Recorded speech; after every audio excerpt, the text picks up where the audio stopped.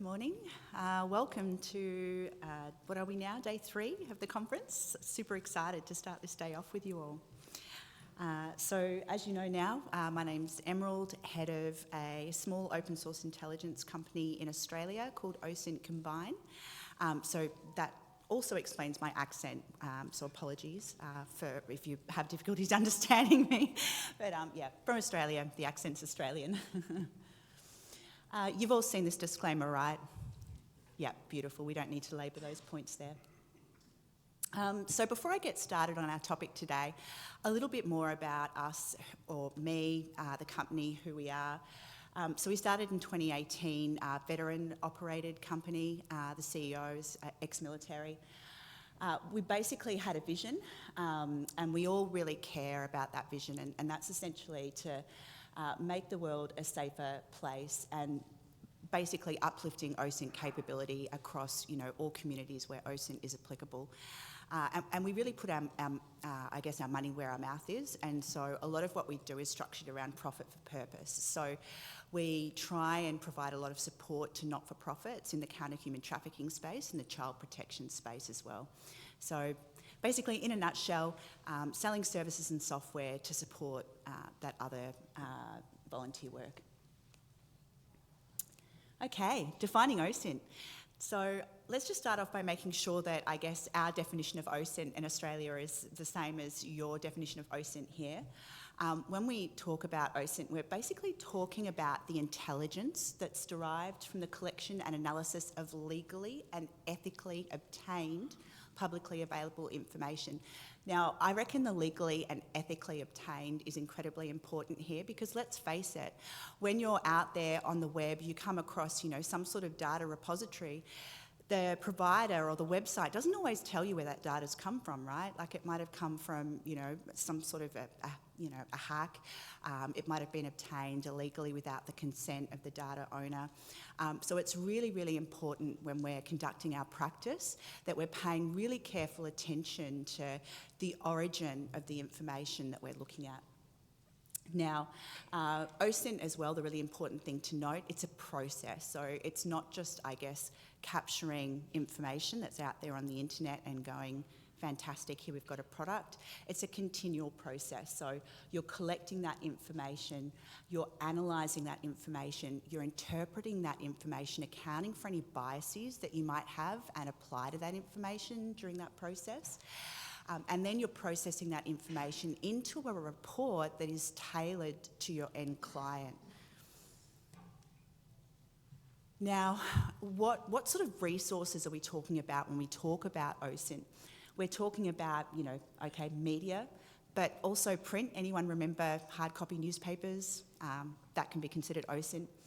Obviously the internet and everything that you find on there, including the surface, deep and dark web. More about the dark web soon. Public government data and databases, academic sources are fantastic. Unclassified commercial data, so for example, what we might be talking about there is things like IoT data, ad tech data. Virtual currencies, cryptocurrencies can be considered a source of open source intelligence. Metadata, breach data. Now, if we're processing, analysing and reporting OSINT sources properly, OSINT can provide early warning of pending cyber compromise. So if we are attuned to where malicious cyber actors are operating, this can be on the surface, deep or dark web, we can actually get into those communities and have a look at what they're talking about. Some of them can occasionally boast and brag about their planned exploits, or they can reveal information about tools that they're currently working on, and that can tell us some information about, who they're targeting and how they're going about it. And that goes to that point there, can reveal additional tactics, techniques and procedures. So cyber actors will, in some dark web forums, get together and share war stories and talk about, the different tactics and techniques that have worked or haven't worked.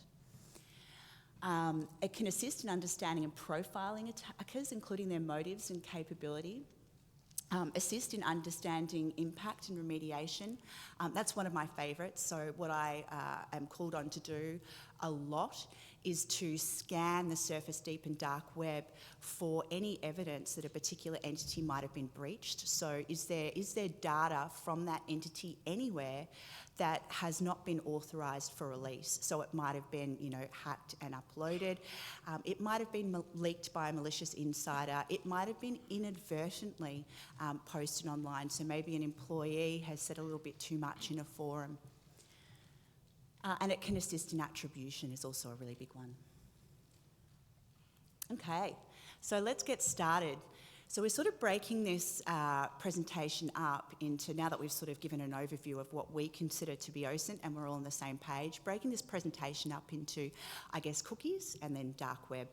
So starting off with cookies, apologies, I'm assuming that most of you guys are absolute tech pros.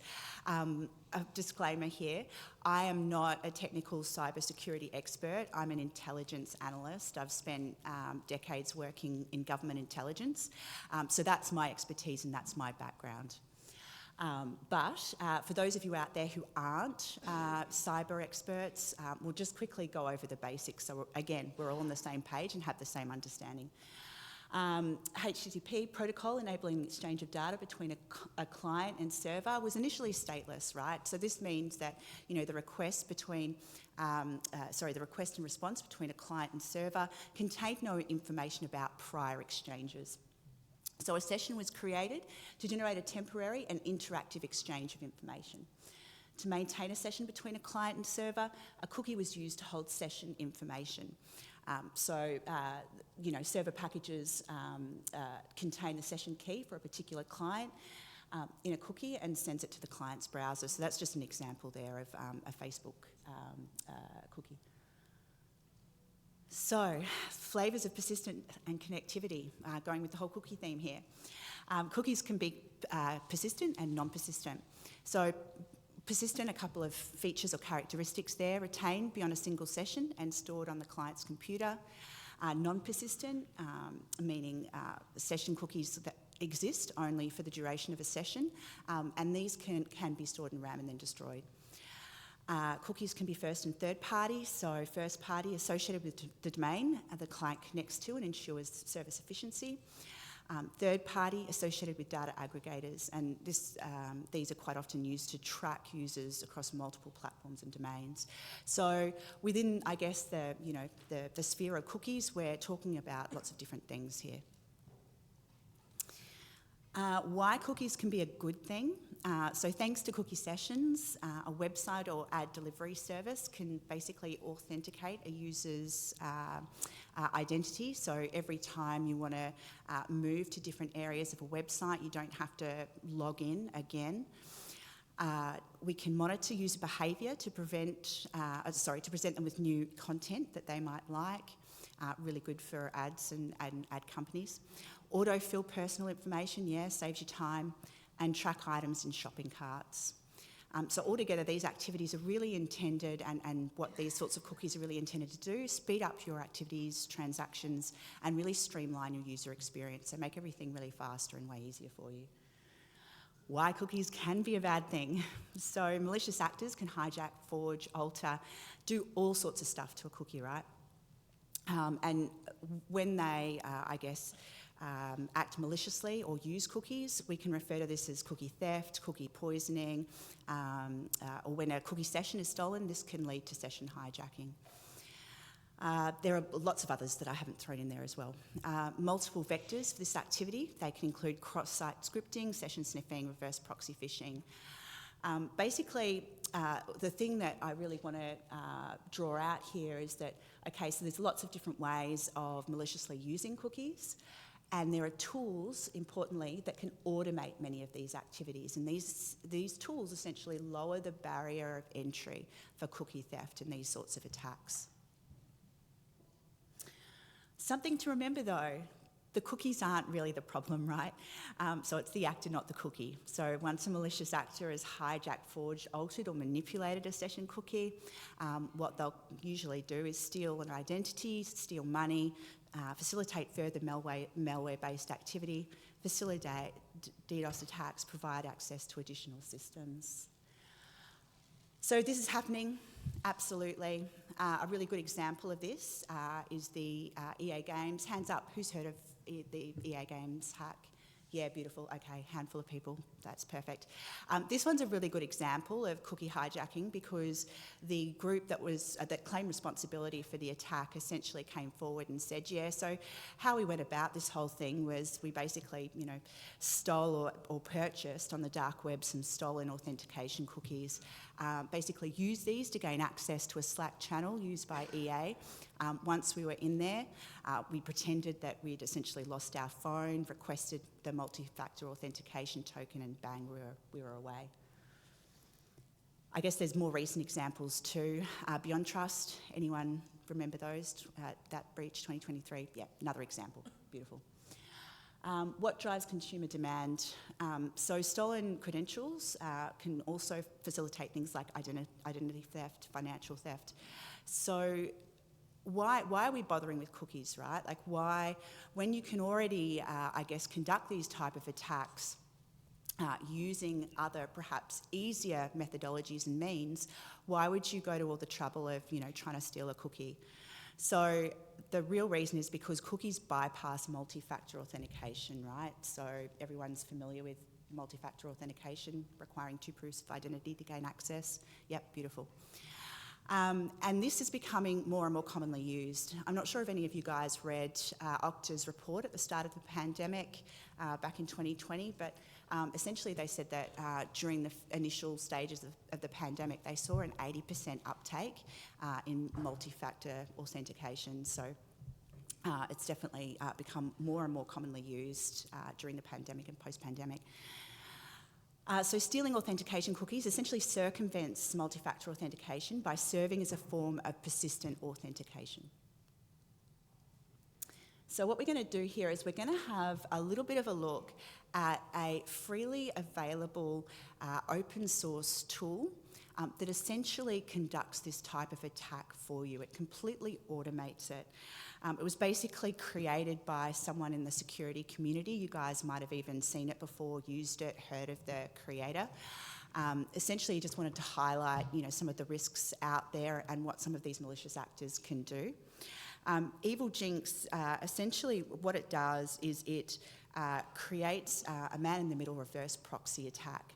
And so it basically gets in between the user and the site they're trying to authenticate through. It steals their credentials, identifies the cookie session and saves that. So let's take a look. So what it's doing here is it's generating a lure or a fake URL that can then be deployed through something like a phishing campaign. So the user clicks on that link, goes to the site,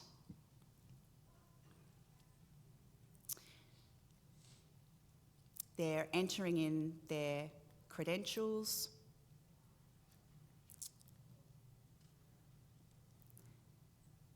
at this point they're being asked for their 2-factor authentication, they're submitting that, and what Evil Jinx is doing in the background is it's obtaining all that information that you need.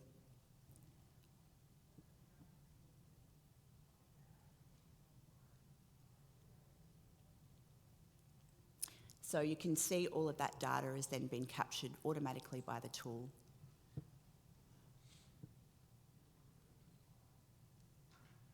So all you need to do then is just identify the cookie,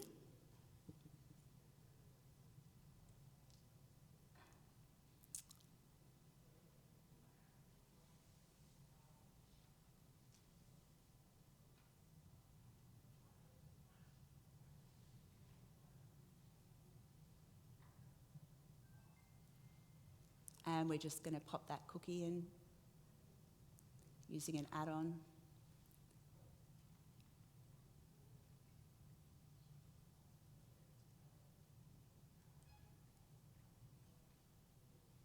And bang, we're in.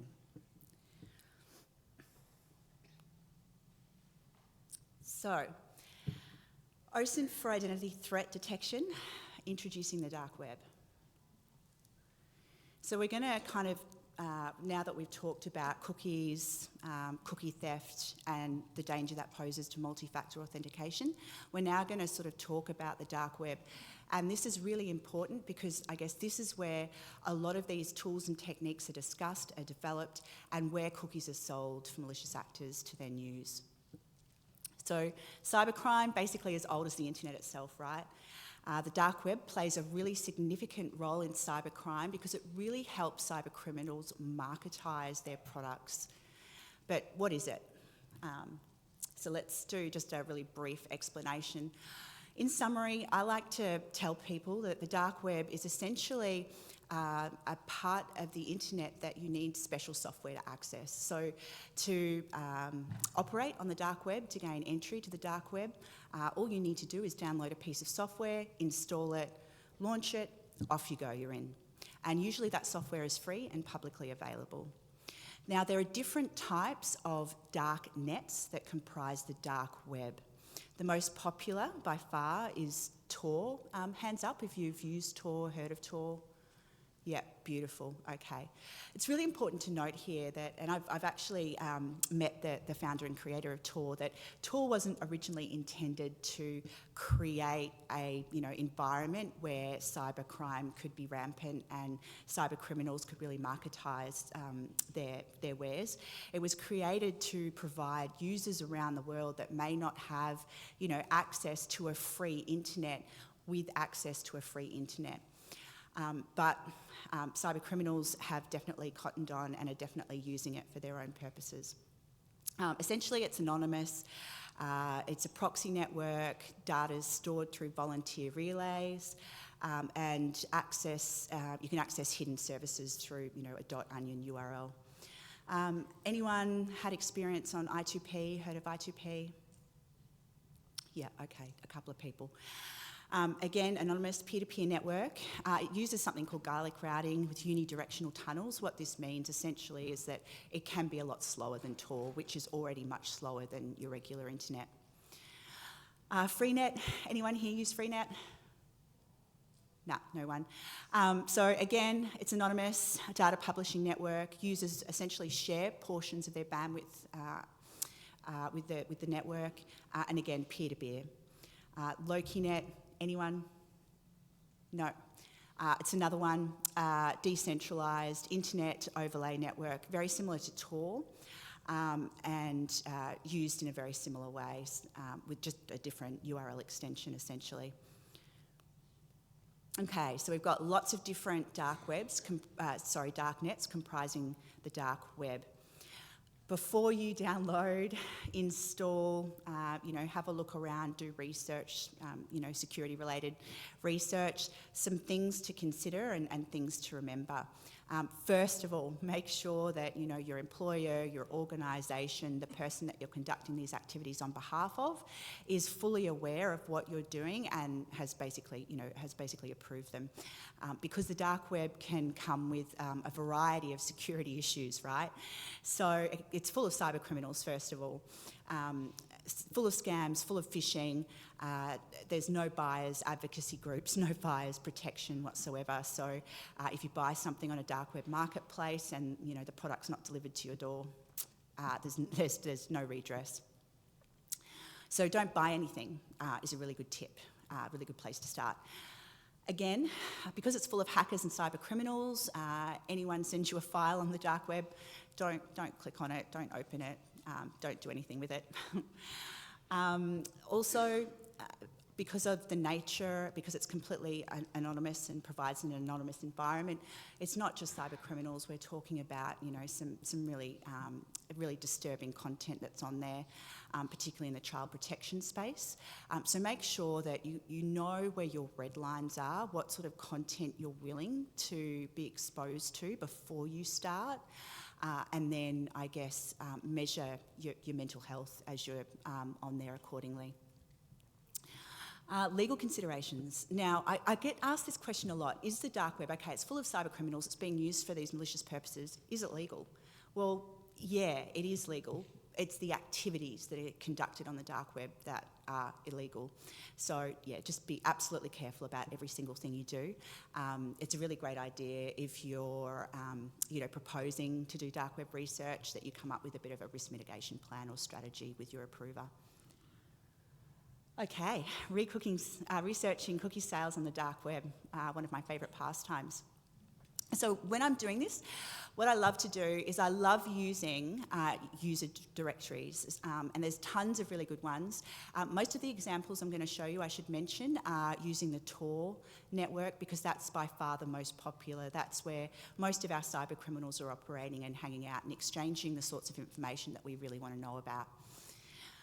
Now, these directories, essentially what they do, because the dark web, it relies on, users to construct the network, essentially, it can be really shaky, yeah? So a marketplace, a website that is up and operating and working today may not be there tomorrow.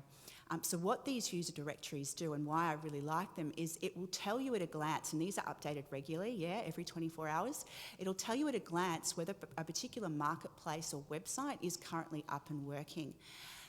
Now, when these websites get taken down, often by, our fantastic law enforcement who do a wonderful job, what the cyber criminals will often do is just, spawn a new website, a new marketplace at a different location. So some of these directories will do for you is tell you, okay, yep, this site's gone offline. However, it's reappeared over here, and here's the URL that you can use to navigate to it. Search engines, something else that I really love when researching the dark web, and there are quite a lot of different ones out there. So the two examples you can see up there, Torch and Armia, they're my favourite. Torch is really good because it offers multi-language, right? So there's tons of different users from different countries across the world on the dark web. A lot of my favourite cyber criminals, hail from places like Russia, and so they're engaging in Russian. And what this search engine does is it allows you to search in native language. Armia, I really love that, because what it does is it filters and blocks child protection, offensive child protection material. So if you're sort of, coming up with your plan to do research on the dark web, you're formulating your strategies, and that's something that you want to try and avoid, I can highly recommend Armia as a great search engine to use. The other thing that you want to remain cognizant of is information slippage. So even the most security conscious, advanced technologically, cyber actors will occasionally get lazy, right? It's I guess, human nature to go for the path of least resistance and to slip up occasionally. In this example here, what we did was we were monitoring a hacking forum, and the guy who had made this post, he had essentially stolen a ton of data, a ton of Italian citizens' medical records. He was offering it for sale, and he said, hit me up, here's my username on this instant messaging platform if you want to talk about price. We looked at that username that was associated with that instant messaging platform.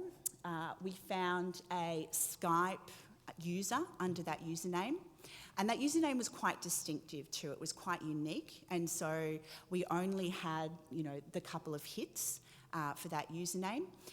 And stupidly, they'd associated the username with their real name. So we then went on to VK. Hands up, anyone use VK? Okay, beautiful.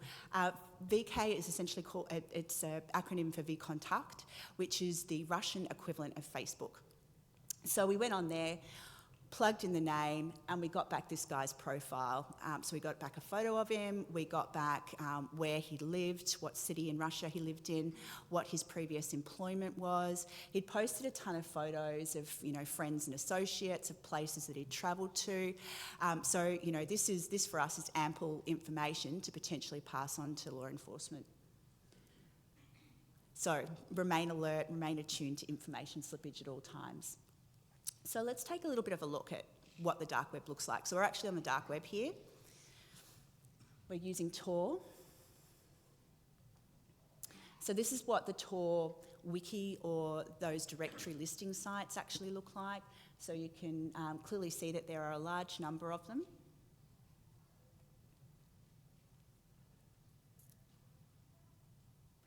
they're not all created equally.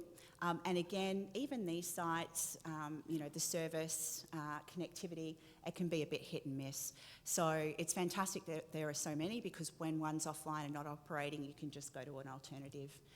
So here you can see how the information is presented to the user. So you've got the domain, you've got the status. So all really good, really useful information to have. This is just another, just to give you an idea of how different they can be. So not only are they, having so many, not only is it good from a redundancy perspective, but it's also really good because some will give you more detail than others. So this one's giving you a ton more detail about individual sites and marketplaces than the other one did. Interested if you're not familiar with the site that you're wanting to go to and visit. This one is great because it's in categories. So if you don't know the site, but you kind of know the area of research that you want to delve into, it will list a number of sites under those research categories. This is just a really interesting site that I came across on the dark web. And it's, Rent a Hacker. So you can essentially go in there and say, hey, I want to buy some cookies, and sites like this will go, yep, okay, no worries. It'll cost X amount of dollars. And really, I did this to highlight how easy it is to access these sites and platforms, right? So you can't just, click on and gain access straight away, because they want to try and prevent, web crawling by those dark web search engines. But it's as easy as just making up a username, making up a password, entering that in, and bang, you're in.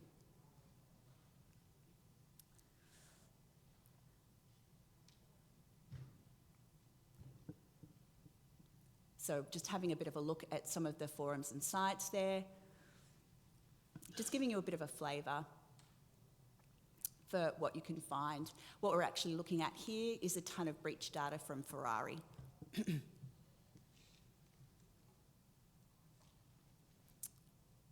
And you can actually see that they've uploaded some of the data that they've stolen.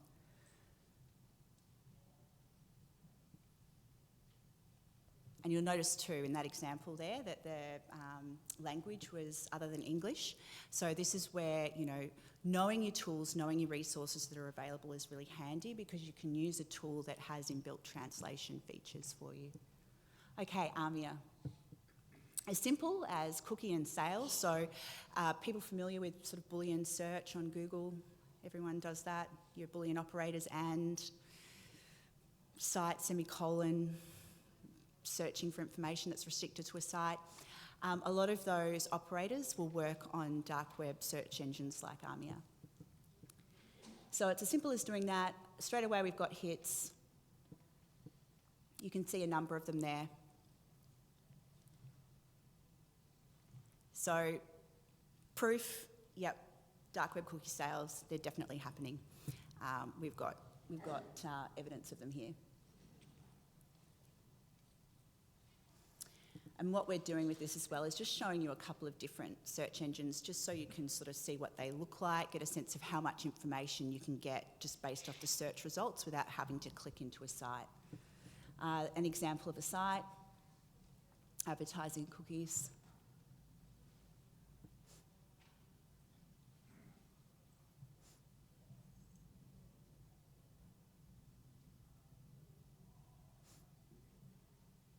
Yeah, so you get the idea.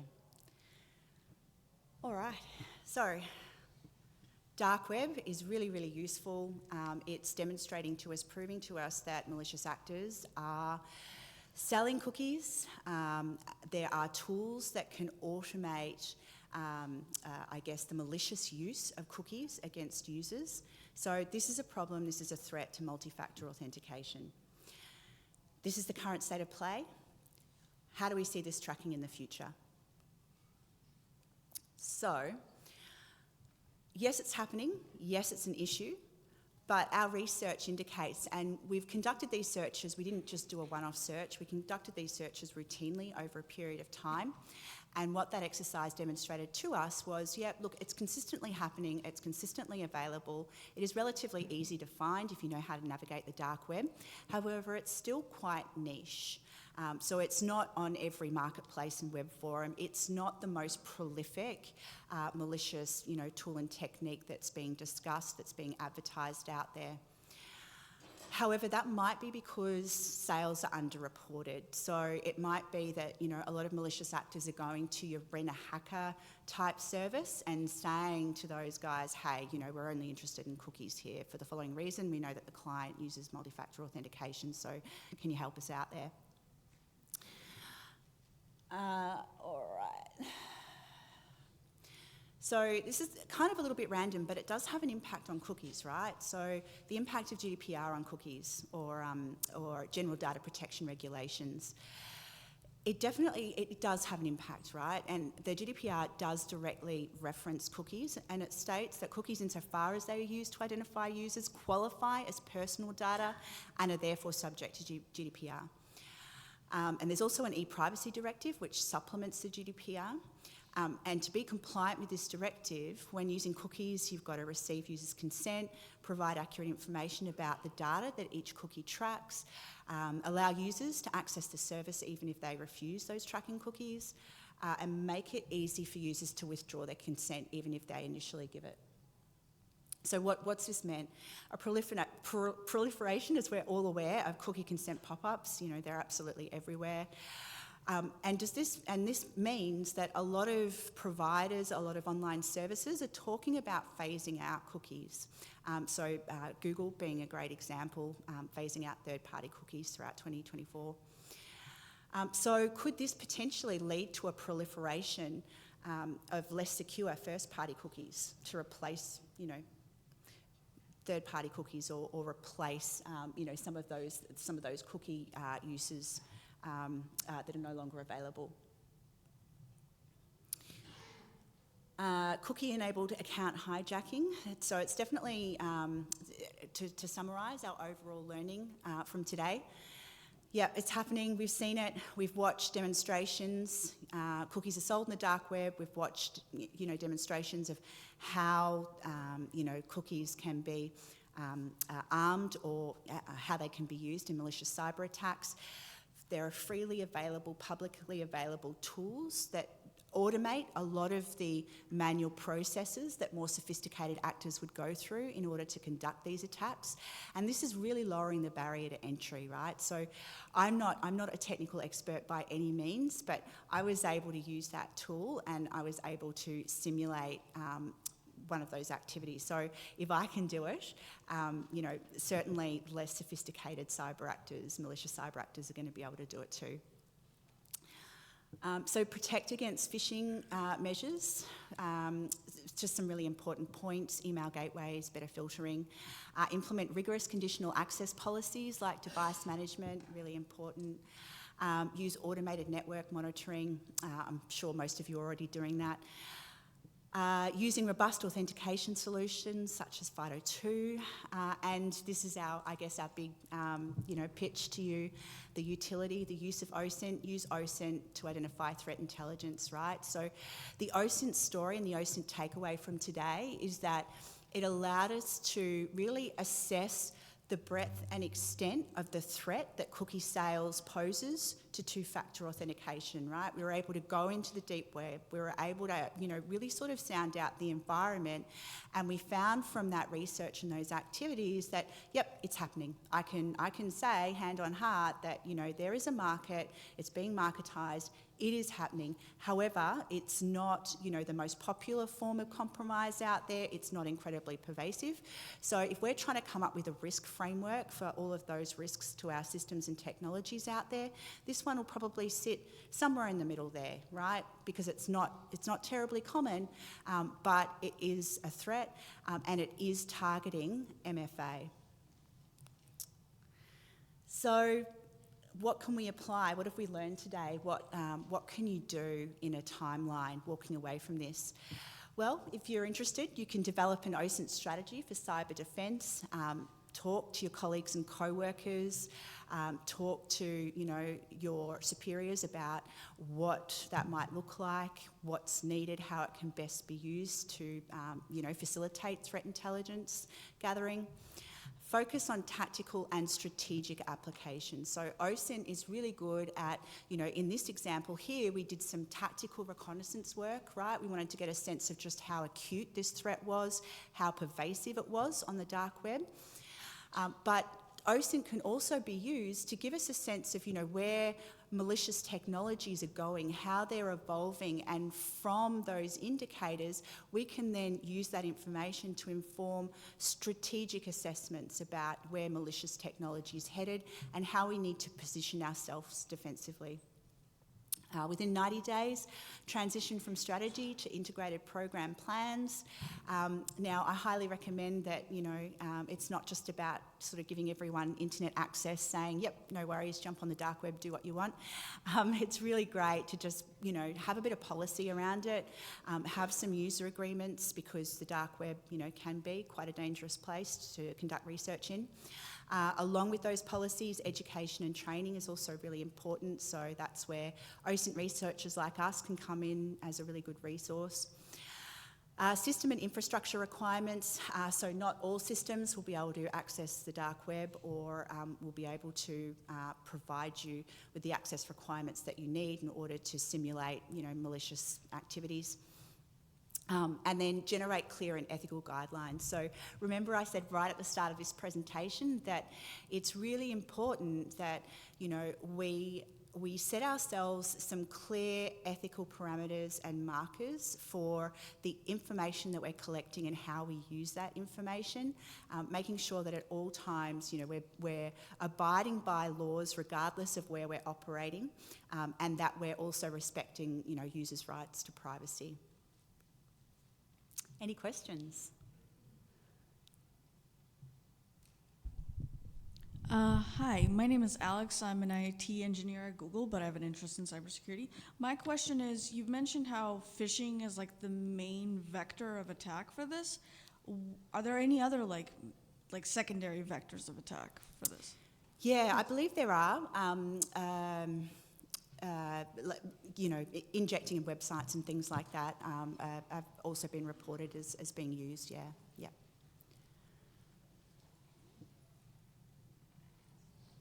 Any other questions? No? I just want to thank you all so much for coming along. Oh, sorry. Beautiful, another question. So one of these slides mentioned that some of the malware tools have cookie injection or something. Like, again, can you expand? Are you saying the malware scanning tools that we apply, or the malware that we download? So the Evil Jinx tool that we saw? No, in one of the slides, I think you mentioned that malware tools, some of the malware tools also have the module. Oh, yes. Yes. Are you talking about malware scanning, or like if the piece of the malware gets downloaded on a machine? Yeah, absolutely, yeah. So it has been reported that there are some malware tools that can do, conduct multiple attacks, simulate and automate multiple different types of attacks, and cookies, essentially using cookies is one of the tools in the arsenal of that piece of malware. Yep, absolutely. I can't tell you off the top of my head exactly what they're called, but I imagine that a lot of your good cyber defenders and providers would hopefully be alert to them. Yeah. Any other questions? Oh, beautiful. Thank you.